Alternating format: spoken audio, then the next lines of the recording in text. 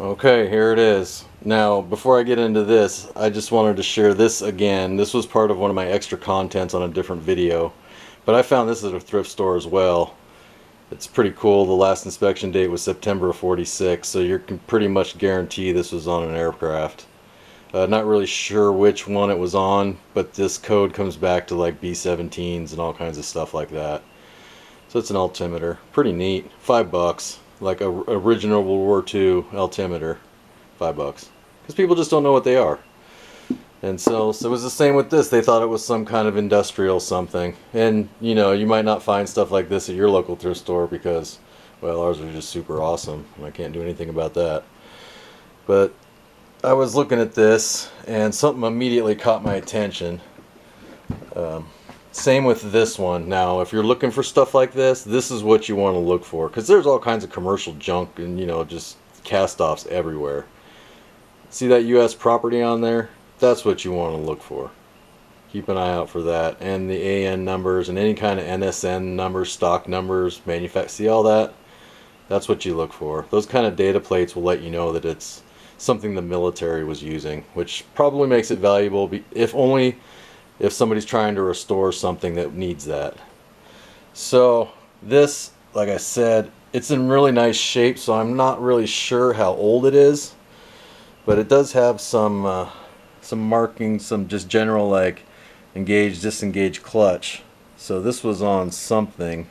It doesn't appear to move right now, but it might just be frozen, or these might be in the wrong position to get it to move. I don't know. I haven't messed with it. I just got it home. I was excited when I found it. So it's got 2 data plates on it. This one really doesn't say a whole lot. Let me get right side up. This one really doesn't say a whole lot. Focus. Just has some just numbers on it. I mean, this is something here. Not sure what though. And that's for this transmission block. But this guy over here is what caught my attention. Because if you see there, it says General Electric, no big deal, direct current aircraft motor. See that aircraft? And then I was like, well, look at this drawing number 2. You know, that's kind of unusual. But then again, I don't deal with aircraft parts that often. So I noticed when I looked up this number, it comes up as an NSN number. So this is definitely goes to a military aircraft of some kind. What aircraft that is and what this does, I could not tell you. Have no idea. It's definitely heavy duty though. So if you know what it goes to, I'm going to go ahead and look through some of these books and see if I can't figure it out. I mean, there's some just general kind of markings, but other than those 2 data plates, there's really nothing to identify what this thing is or what it did. Other than clearly turn something, some chain or gear or both. Looks like this one had a chain, this one had some kind of meshing gear. Maybe a pump for landing gear or something. I mean, I'm just conjecturing here, but something that required a chain and a gear to be driven. Or maybe that was just to show you it was moving, I don't know. Engage, disengage, clutch. Well, I don't know. So if you do, please go ahead and put it down in the comments. If I've already figured it out, I'll go ahead and put it after this.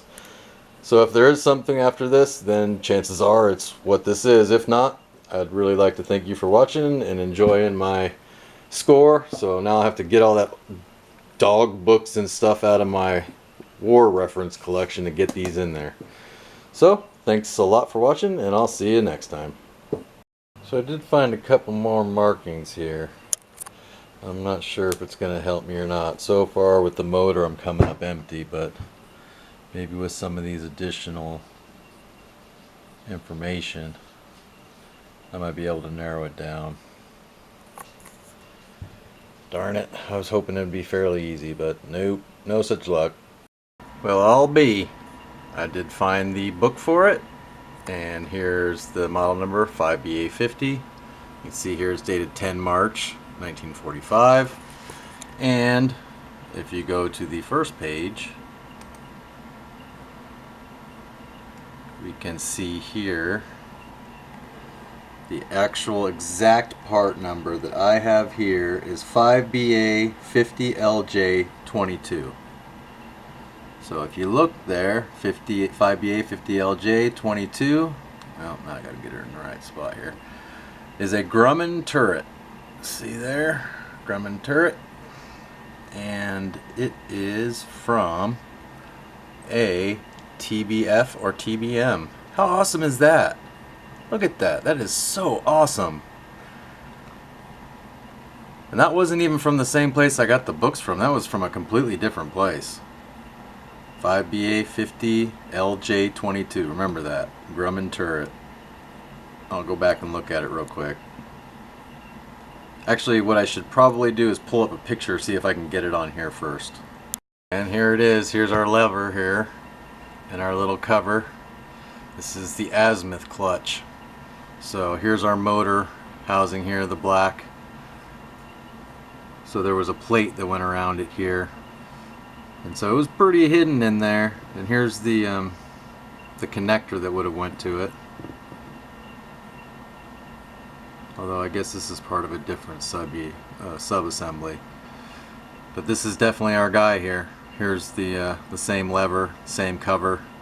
I'll go back and look at it. Funny, it says fasten and adjust your safety belt. You will need it in this turret. Yeah, no kidding. So look at that. There it is, the Grumman turret. So I'm going to do, let me see if I can find something else that shows it maybe in a little bit wider context. Oh my goodness, I'm literally shaking right now. This is so incredible. This is freaking incredible. This is our guy. It's kind of hard to see. There's your arm. It's even, I mean, there's some color pictures of a restored one, and it's like, it's the exact right color and everything. It's amazing. And see, here's our gear right here, sticking out just like it would be, driving the turret around.